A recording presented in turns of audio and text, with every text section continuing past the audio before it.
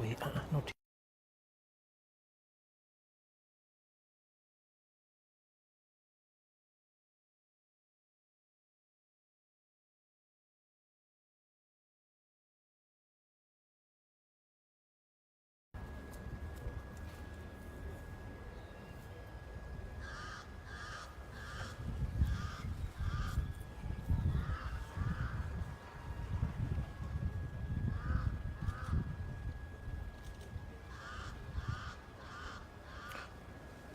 Good evening.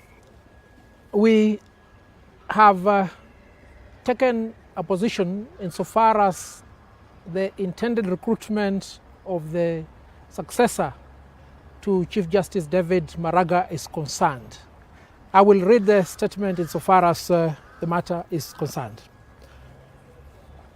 This morning, we woke up to the headline in the Star newspaper titled "Inside JSC Plan to Kick Out CJ Maraga." The story published was alarming as it notified the people of Kenya of what was evidently an unlawful attempt by the Judicial Service Commission to prematurely end the term of office of Chief Justice David Maraga before the 12th of January 2021, when he is due to retire.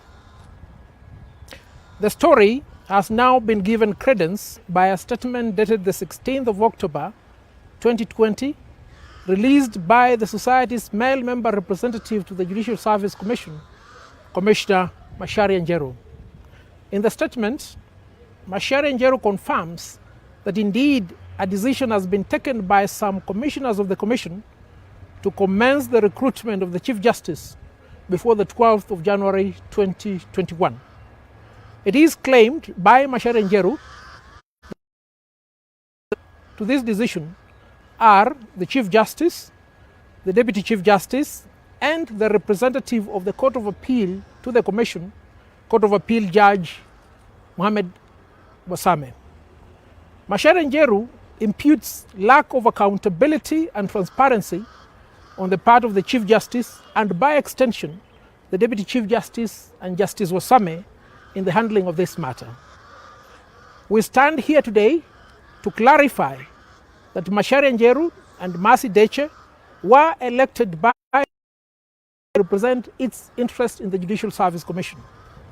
The two cannot take a position that is inconsistent with the Constitution and in utter disregard of the position of the society in any event.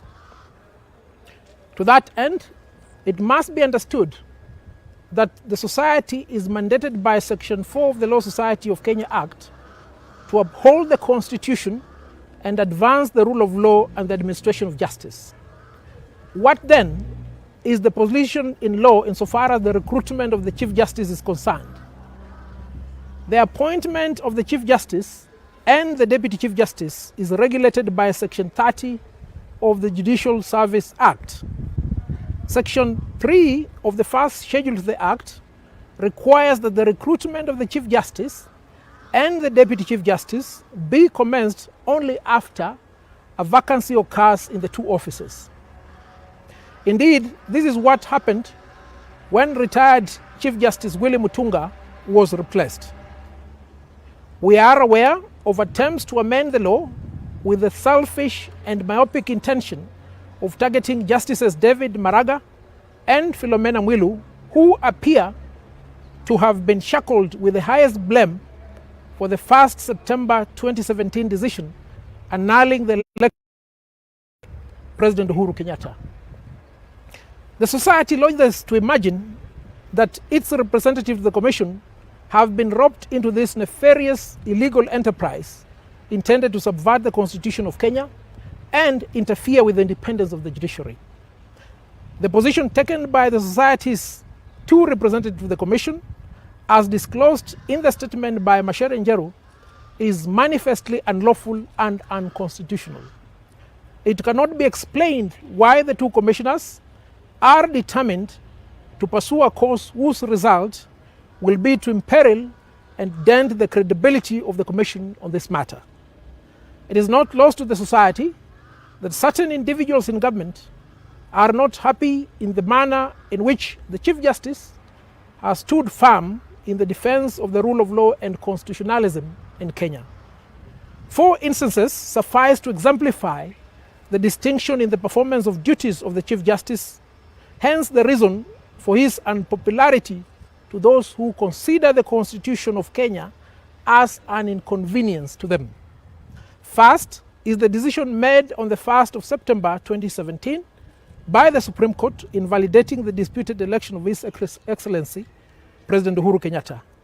Second is the plea by the Chief Justice to the President of the Republic of Kenya to swear in the 41 judges appointed by the Commission. Sadly, the number has now reduced to 40 following the death of Judge Designate Harrison Okeche. Third is the request by the Chief Justice to the Executive and Parliament to fully enable the Judiciary Fund in order that the judiciary may perform its functions. Fourth is the 21st September 2020 advice by the Chief Justice to the President of the Republic of Kenya to dissolve Parliament for failure to enact laws to implement the 2/3 gender principle demanded of by the Constitution of Kenya. The society therefore dissociates itself from the position taken by Macharia Njeru. The state capture of the judiciary and the Judicial Service Commission cannot be executed through representatives of the society to the Commission or countenanced in any way by the society. The society will, as and when any intention to proceed with this unlawful scheme is sought to be implemented, take appropriate legal action to remedy the same. In the meantime, the society will consider the propriety of retaining both or any of the 2 commissioners as its representatives to the Commission. There may be need for the society to initiate the recall of both or one of the commissioners, whosoever is responsible, now that it is evident that one of them is not serving the interests of the society or of the Kenyan public. Thank you.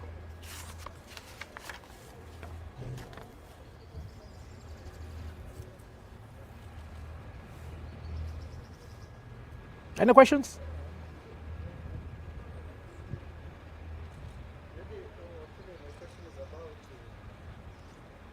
I understand the CJ has advised the president to dissolve the parliament. The same CJ is supposed to leave the office very soon.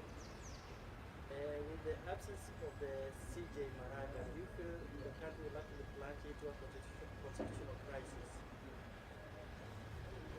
I do not suppose that the country will plunge into a constitutional crisis as a result of any action taken by the Chief Justice David Maraga, or as a result of him leaving office on the 12th of January 2021.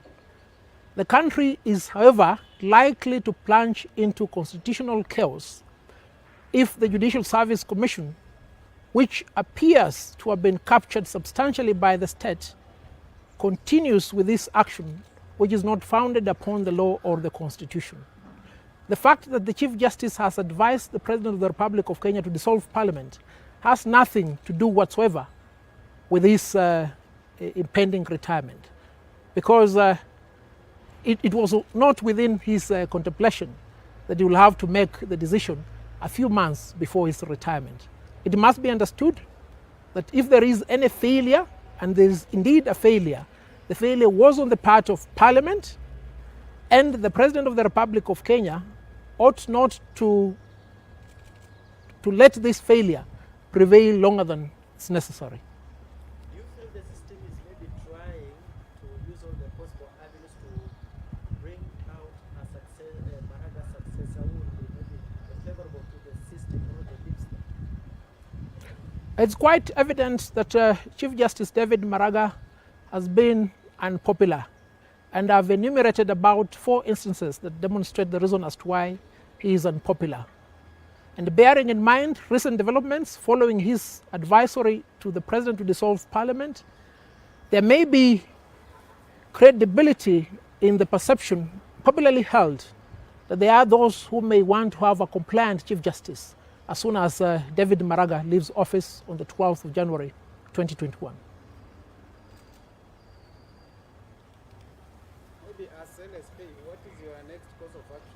after all this proposal to do the recruitment? We have indicated that the intended recruitment is pursued in total disregard of the law.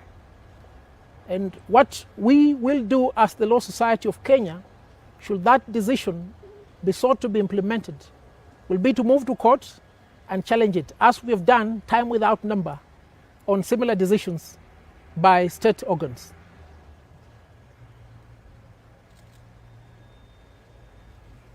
Sawa, asanteni sana.